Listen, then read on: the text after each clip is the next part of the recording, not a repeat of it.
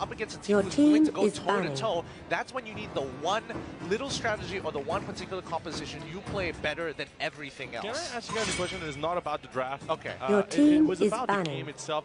I feel like if EVOS plays it a bit more safe, especially early game, they got caught too many times. Do you think if they just play it under the tower, you know, safe, don't commit to any fights, even if you have to lose one or two members, just focus on objectives, do you think that might help them? It maybe might help them for a little bit, but you saw how TODAK was also putting so much pressure towards the top side as well. So it was a little bit of both, where you can play a little bit safer, but you've got to make sure you got to be proactive as well. I definitely disagree here because, again, they've got a scaling composition for the side of TODAK itself. So, again, if they are fighting, their objective is to, hey, even if we get 1 or 2 kills, we're going to stop you from farming as much as possible. Yeah, that's fair enough because, you know, once that Your cushion team hits late is game, it's going to be pretty well dangerous for them to actually do anything at all. And we talk about bans here. Esmeralda will be banned away, so there's no point of possibly getting that through. Chang'e has been constantly being banned out by TODAK, and they respect what Bambi and the rest of them could possibly pull up with that sort of pickup.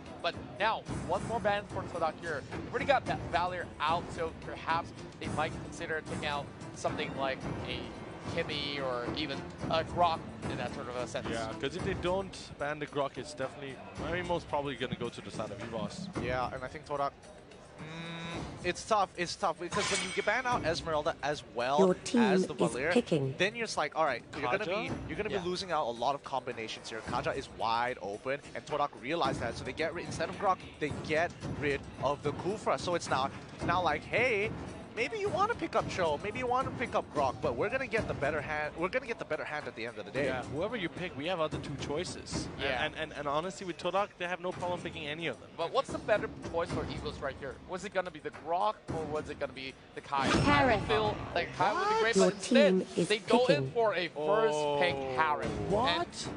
And I feel there's something up on his sleeves. They're betting that TODAK, they're making a bet here. Now, TODAK have 2 options. They pick up the Grok for themselves, or they don't pick up the Grok and they flex Cho.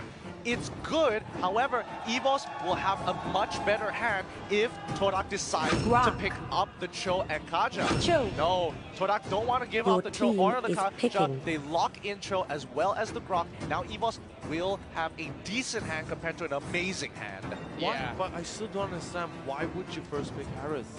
It's not like the best hero at the moment.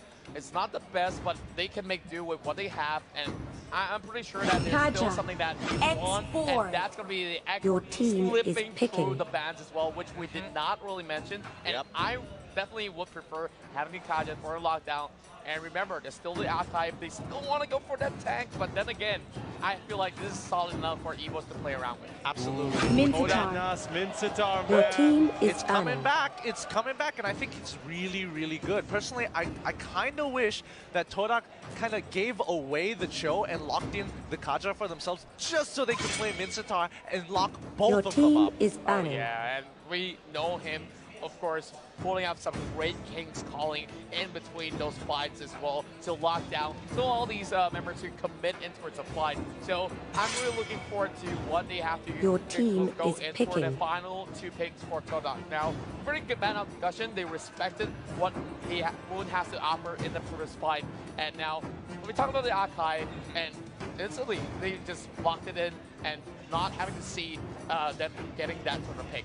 I think for TODAK here, they're probably looking to lock in their mages as of right now. I mean, Lunox is looking pretty good here. Lunox. Yep. Lunox. All right. Now, EVOS, on the other hand, the real question, do they want to pick up Kimmy? Do they want to pick up... sorry, they don't want to pick up the Kimmy, but do they want to pick up the Granger? I feel like Granger will be great because it's too good to pass, and she could still have the option on the table. If they're not going to do it right now, they're just going to be having that on the opponent's hand.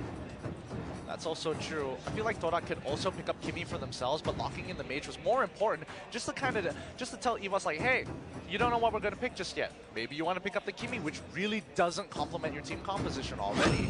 Yep, and like what I did mention your team just is early picking. on, they already tried with Kimmy in the first game, and now Granger on Potato. Hayabusa. Massive walk away with the MVP, and this will be the first Hayabusa that we're seeing here in the Grand Finals. Yeah.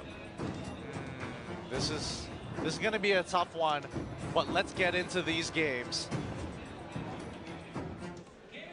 Welcome back, everybody. EVOS Esports SG on the blue side, TODAK on the red side. Game 2 with TODAK 1 game ahead. Will EVOS make a statement right here telling TODAK, hey, you can't count us out just yet? That's right, and they need to break the curse. TODAK fans are all roaring throughout the rest of the day, and there's good reason for that. Well, the meme goes on, TODAK pause. What's new? What's new? I love how they have signs about the TODAK pause as well. It's such an iconic meme at this point in time. I still definitely enjoy it for sure. Yeah, and of course, and I like how they directly translate it, like just to cover it up and say, oh, it's a will strat, the will meta. Because will in the lane is pause. Oh boy, oh boy. But yeah, this crowd definitely looking to have a lot of TODAK fans as well as EVOS fans. I'm definitely seeing a mix of jerseys from both sides. Yeah, and like I like how they're really sporting. We saw even in the very first matchup between the two of them, you can hear it's like a 50-50 chant from left and right. So it's like you all see it all over the place, so you can hear the whole place ringing. And if you guys are not here, then you're not part of the Cool Kids Club. More like you're missing out a once-in-a-lifetime experience between two impressive teams here. That's right, and first, let's get the show underway as we'll see Game 2 here. First, talk about the M1 promo codes. Go ahead and snatch up, and looking at Ninas here, he's gonna go for a little bit of knockback here.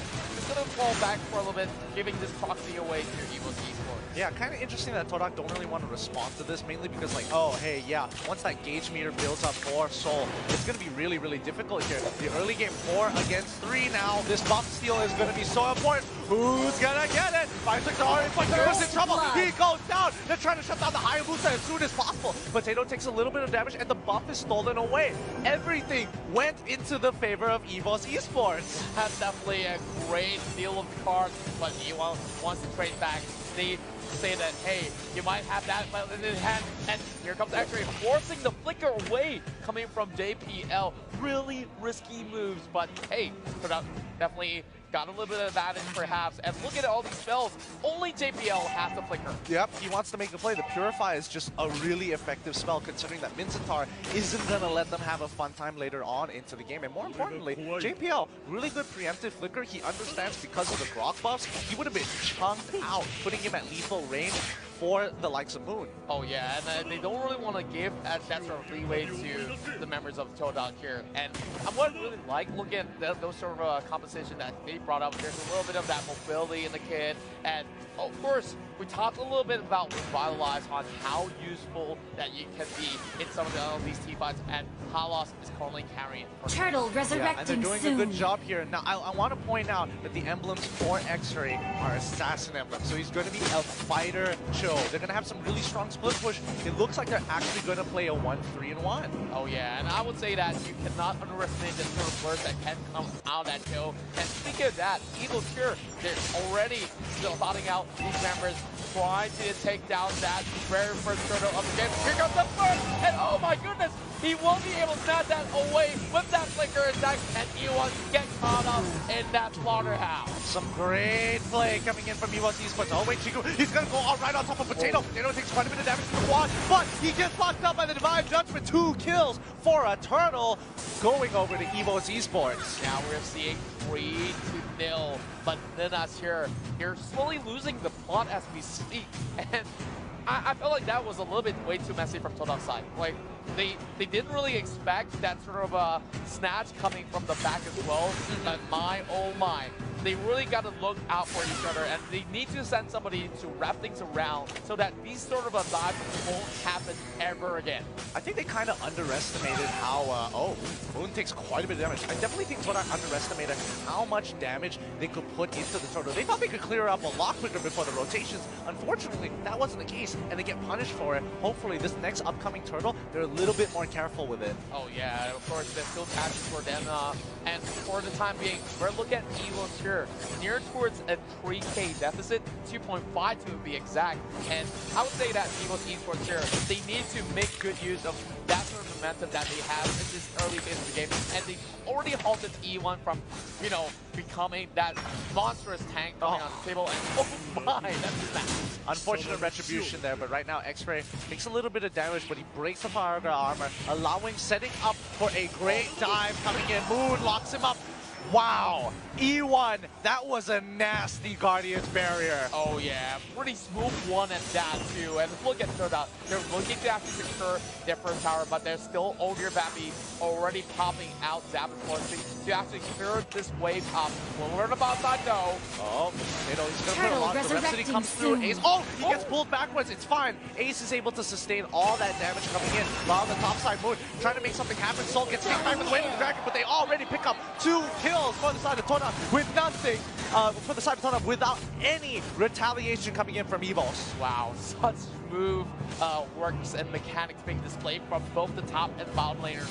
And now look at EVOS. We're going to see a little bit of that replay coming from Black Shark and that way of the Dragon there to secure that kill. Of course, now back into the action because we have our second turtle up and coming. Yeah, and now this is going to be really quick turtle for TODAK. They pulled it away. They got the 2 kills and they're like, your death timers are too long. You're not going to have enough members. I'm going to take this easy peasy. Now the question is, where can TODAK kind of really punish EVOS team sports here? Now, interesting movements coming from TODAK, but look at that though. Nah, the side steps predicted everything. Potato couldn't even land a single.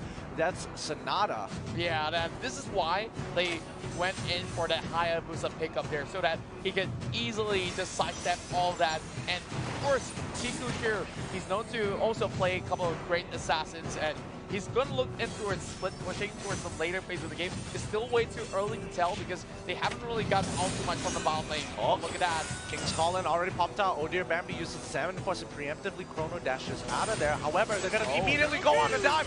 Wow, that conversion. They take a turret as well. That was so quick. Of course, that's like a buy one, free one attempt coming from EVOS Esports. They understood. Oh no. Oh no. They're walking into it. They're dead. They're completely locked up. E1, he gets a huge kick onto the damage dealers. And now they're pulling into the back. Bambi quickly dodging out of the pull. They're trying to turn this around. And they do.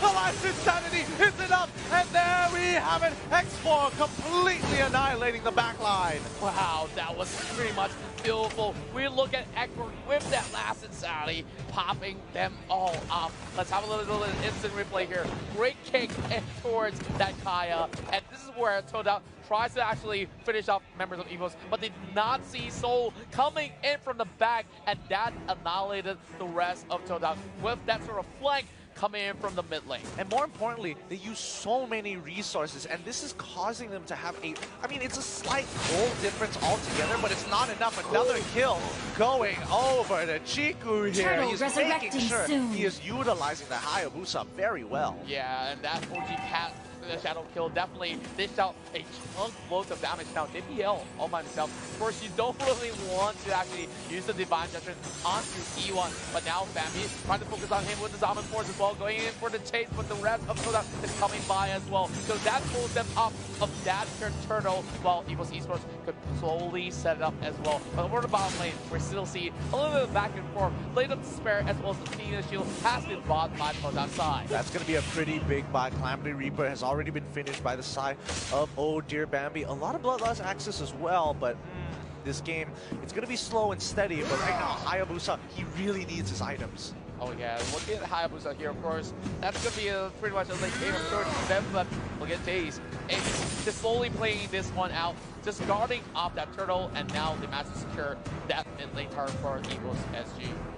The rest of the team slowly playing. They're playing this out very, very slowly. It's a lot more methodical here. EVOS already knew they had a 3K goal lead. They kind of whiffed it a little bit, and now they're trying to like claw back and maintain this 2K lead that they've developed. Yeah, and we of course talked about this before because they really got to be really careful. Both sides don't really want to make mistakes from this point onwards, or else we'll lose out pretty much instantly in that sort of sense. But look at Bambi here.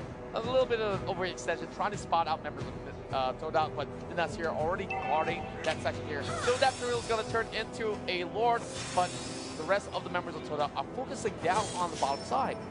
Yeah, Moon is kind of interchanging between the two, making sure he has enough charge. X-Ray is going to get a good kick back into the lane, but they're going to go for the dive, break the perimeter armor. Wow, my goodness, that was well planned for the side of TODAK. They allowed Cho to chunk out that Viraga armor, and then they sent Chiku in with an okay shadow kill. No minions to protect him, lands every single hit. That's a perfect setup. Like, 2 ults is all it takes to get that 1 kill up. And what can the X1 do? And for TODAK, they not only get the kill, they get 2 turrets in a row. While EVOS Esports, they're already at the first ward of this match. But instead, TODAK goes in response. They won the game instead! Oh, they're trying to go for it, but the rest of the team is kind of pulling backwards. Mitsutar is locking up. Ward is finally there. Oh my goodness, that was some good timing. If they had a little bit more, they would have lost it there. But now, oh dear Babby, he's not going to let Ninas get away with this. He's locking it up for so long, but JPL is taking so much damage. He locked him up, pulls it back into that. Jiku has been dragged in, baited by JPL. He pats himself on the back.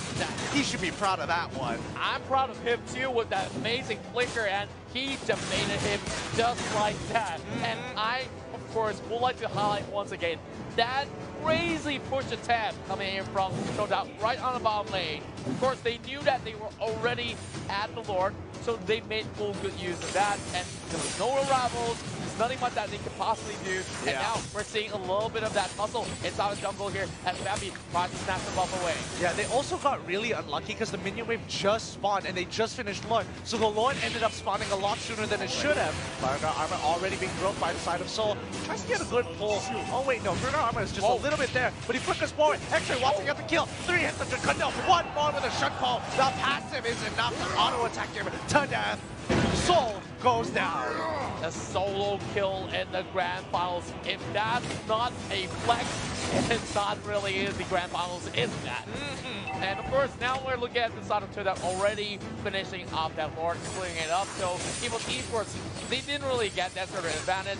And with that, even though EVOS Esports does have the goal favoring them for the time being, it doesn't mean all too much at this point. Yeah, I definitely agree here. Both teams are playing really equally as of right now, and EVOS Esports, that was their one opportunity to maybe get an inhibitor back, and they find the catch. Oh my goodness me, look at him go, being stuck in between. Have the replica comes marching through, brings out the top as well. X-Ray going in with the weight of the dragon over the back. He was getting stopped down as well. Now it's up to Moon to actually go in and rush up, but it will be that killing spree in the hands of oh dear Babby. That was looking really, really good here. And Chiku, they were trying to force out a fight so that Chiku may potentially get a good push down on the bottom side of the map. And I think it was really well played. You have to kind of give it a Ninas there, buying the Winter Charger just to make that play. Whoa, yep, and that's because that we're having a little bit more of that hustle up in the top side with the order drill. Mid pump, and here comes the Granger looking for more. As Moon tries to dash away. Oh, dear Babby going at the outside. And the 1-for-1 and the mega kill for Babby. Oh my goodness. So far this has just been a tough game overall. And what used to be one of the greatest picks of all time, Lunox has one of the lowest, which is second lowest of any hero pick, 27% in the playoffs. Well, of course, that infographic is pretty much useful for us because we know how many nerfs have Lunox been hit with. Like, at least 3 patches to say the least, and now they're bringing it up. But I would say, those with that very low win rate, it doesn't mean that you cannot win at all with that. Let's have a little bit of that replay up onto the top side.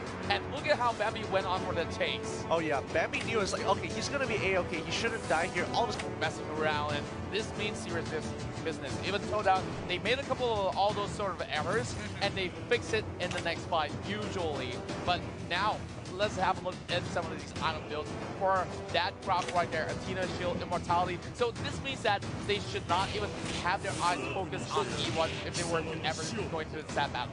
Yeah, I mean, E1 does a decent amount of chunking damage, but again, their main targets are going to be those carries. Moon, that brilliance, he has to hold it up for that crucial moment. Yeah, that's right. Of course, Lunox right there is one of those sort of key picks that you would possibly try to bait these enemies to come right in to once try to pop that brilliance and once they pop the bridge, there's just no more escaping unless they do have the flicker. But in this sense here, we're looking at a lot more defense mechanism coming in from the side of TODAK in case if they were to slip up a little bit, they could still fall back to the safety net. I definitely agree here, but I think it's going to be a tough match no matter what. TODAK's Chiku, that Hayabusa basically can one-shot Potato, and Potato has to be so careful of it. Had he been playing something else that where it sticks closer to the team, it doesn't have to be so far away from them when they go for these engages. Giving Hayabusa that angle, it might have been different. So he always has to keep in mind, like, where is Chiku? Can he quad shadow into me? Can he close that gap? That's right. Always leaving questions in the heads of EVOS Esports. But then again, Chiku has been picked off 4 times in the past. Speaking of a pickup, that will be Chiku out. And we were just talking about it. Wait, they have another split pusher here, but the fight is going to continue for now. TODAK's in trouble, forces out the flicker. Great Guardian's barrier again from Ione. Man, those walls are absolutely annoying. Definitely something to be proud of. But here comes the Lord attack coming from the side of EVOS Esports. Can E1 stop him on his track? He's going to go in for that bullseye. But that's going to be a little bit backdoor action coming from X-Ray as well. And here comes EVOS trying to take the ball. Let's go. And X-Ray fire at EVOS Esports. They find the winning condition. And now what can they not do but to fall? Oh man, even popping the winter trucks to hold it off. 2 people go down. A great defense coming from EVOS Esports, especially since X-Ray was like, hey, I'm gonna split push. I am so strong. Gets really close. But again, the immortality as well as the items bought by the X-Borg. He plays it well, holds his ground, keeps the team alive. Wow. Well, look at this. EVOS Esports, they were not only in deficit, but TODAK made one error, but they tried to force something out of the bag, and they got caught red-handed for that.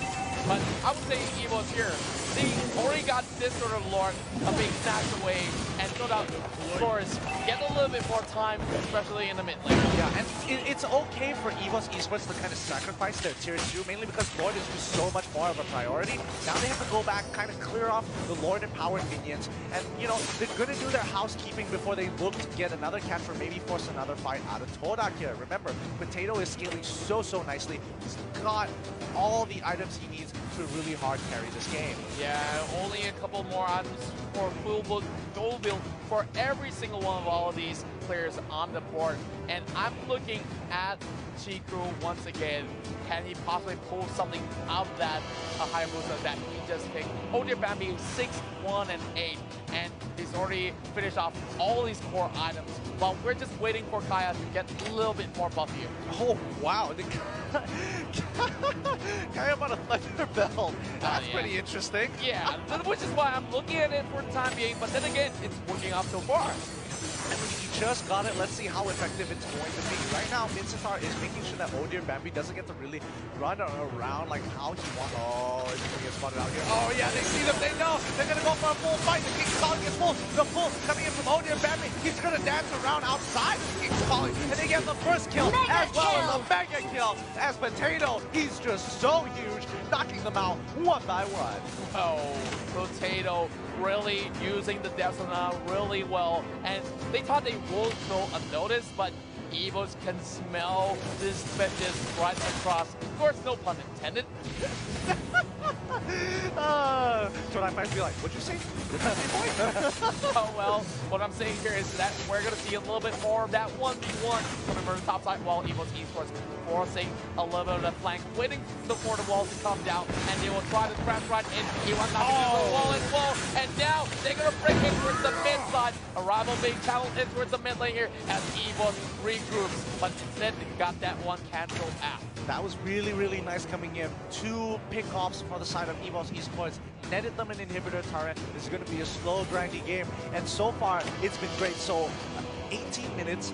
Chiku just got his Blade of Despair. They're coming towards their final. Everyone should have their final build at this point. The tanks are going to catch up eventually. But the most important part here for EVOS Esports, who can they catch? Can they get the bigger targets? Yeah, I feel like for them to actually catch the bigger targets, they have to get past the Grok and Mincetar first before anything else. And all these sort of front lines are so beefy right now with those immortalities left intact. You can see that They don't want any of that sort of action. Like Soul is getting stunned by the wall. None of all these fight won't be beneficial for them. But Chao over the back, will he go in for the play? And speaking of play, Wing of Dragon over on the 8. Will charge into the back as well. And there comes the Rex family. And it will be a little bit of slaughter. But Chao go back away. Here comes the knock coming from the X-Ray as well. And so tries to fall back. The rest of EVOS Esports, they know they have to retreat. Oh dear, baby. He's coming in. He's coming in. There he is. He's trying to make this happen. The Chrono Deck is already popped. He pops the Salmon Force, and he's already on top of them. He's killing them one by one, but Chiku ain't gonna let him sit by himself. The last Insanity finally gets the reset, breaks the Bianca armor, instantly killing off the Mincetar, who is out of position. He has to pull backwards. He gets shut down as well. A double kill, 2 for 2 after an amazingly long engage. Bambi turned this fight around, and they got every single advantage intact. But after that team fight, they did not really creep out too much. It just to stop TODAK right now. I mean, yeah, it's a 2 for 3 so far, and though it looked really good for EVOS, they don't have enough people to safely secure the Lord for themselves. If they do the Lord right now, and Chiku kind of sticks his nose out a little too far, he could potentially look for a kill. The only deterrent as of right now is that the waves are not in their favor. That's right, and this is by far the longest game of the playoffs. We're breaking the 20-minute mark already, and it seems to me it's pretty much a stalemate for the time being. But there is that Lord. That Lord's going to make that huge difference. Whoever snatched that one away, I would say, might just walk away with that victory. Yeah, you're not wrong. You're definitely not wrong here. Somebody needs to be the hero of their team. Someone needs to make a big play. Potato right now, he's gigantic. 2.3K off of crits. That is insane. Yeah, I would say anyone getting hit by that critical damage, they just gotta run. They cannot even afford to stay in the front line. I don't care if it's E1 or even X-Ray. If you are a frontliner and if you're taking too much before you even do all these sort of what the tank could possibly pull out with those hard engages, then I would say it's a waste of space. Yeah, now both sides, they're kind of managing the waves really well. Top side is getting pushed in here. X-Ray has a great push going. The real question is, can Soul hold off with this exploit? Wait, something's happening towards the large side. Let's have a look at what's going on over there. The King's Kong has already been pushed. MPL is caught out. He's going to go down. He can't really get out of this. The Quad Shadow has already been used as well as the OK Shadow kill. Potato trying to disengage the entire fight with the Destinata. Oh dear, Babby, he's walking up. The Salmon Force has already been popped. Nanasi's in trouble. Glorious top lane. Oh my goodness! You gotta stop it, Ione. The Guardian's Barrier slows down the assault. Both disengage. Ione takes a full Rhapsody to the face, but he can take it. He's the tank for the team. Yeah, and arrival in time towards the top side here. It's gonna be TODAK members just pushing it all the back line. Oh no! Oh my goodness, it will be taken off, and Hylos is down for the count. X-Ray getting chased in by Onir Babby with the Salmon Force being used, and he still survives. How on earth did he survive that? But Soul still going for the chase, looking for the Hayabusa. Hayabusa still has immortality. There's no point chasing onto Chiku because that is a little bit of that wasted effort, and now this might be call time for the Lord. Oh my gosh, they're one member down for the side of EVOS Esports, and their big ticket ultimates have already been used. The real question, can TODAK safely secure this Lord? Both sides know exactly what each other want. I'm just so surprised that EVOS Esports wasn't able to pick up more kills from the side of TODAK. They could have done so, but look at Chao sliding away. Jitkudu and Shunpo just getting himself into its safety, and even now, TODAK, they know they have that one-man advantage, but they do not dare to even touch the Lord for now. Yeah, it's just too much of a risk, especially since their big ticket ultimates. Chiku doesn't have the OK Shadow kill. Moon just got his ultimate back up. Now they have to play this really carefully here. Now, this is definitely getting a little bit intense as we look at one more member getting caught out. EVOS Esports will likely let him slide off the death walls, causing him a little bit of trouble here. Of course, that Phantom Steed's not going to be able to do all too much. Well, I got it confused. It's actually a Hylos with the righteous pathway. Yep, and they're trying to make things and make ends meet for the side of EVOS Esports. They're going to be taking away the wave. They're playing it slow. E1 can take the damage. He doesn't care, but again, Lord is getting super dangerously low. They're looking for an angle to go in. They get an initial catch on the backline. Potato quickly Ron goes out of there. The fight has already begun. E1 trying to put it on himself, but they need to take Lord. Someone needs to make a decision. Do they fight? Or do they fight? The King Lord is on top. JPL gets the Lord. They get knocked up. They can turn this around. EVOS Esports is pulling it on forward. They're pulling back. His TODAK can't take the damage. Finds the Firestone, yanking them back in. JPL gets the Divine Judgment. Moon is going down. The Lightning Trumpet is starting to put. He holds himself still. But again, no members of EVOS Esports goes down. The arrival! The arrival! But there's the Lord that he needs to take down. He cannot stop this push. And it will be members of EVOS trying to go for that base race as well. What can they do? And EVOS is trying to equalize. There's the Nuts coming in and kicking it back as well. Knocking back up in the air. Way up the bracket. Stop EVOS. And now the split push has already been stopped. And Potato is trying to crack open those immortalities, doing a lot of damage to X-Ray. They've got one pump. And here comes the Lord. They need to end it. Lord is already here. Glorious Righteous Pathway has been dropped. They need to destroy that freaking core here. Nanas is holding his one. Nobody is able to protect them now. EVOS Esports finally take a game off of Toda. Look at Potato. He is hyped. Oh, well, I would say I'm hyped as well, because now we're seeing both sides calling it a truce and equalizing this match 1 each. Oh my goodness, 20-minute game, and that's the quality we get. This is honestly one of the best finals we've had so far. Both teams so equally matched against each other. You know what I would say? I would say that I'm happy because we got 2 more games. 2 more games? 2 more games.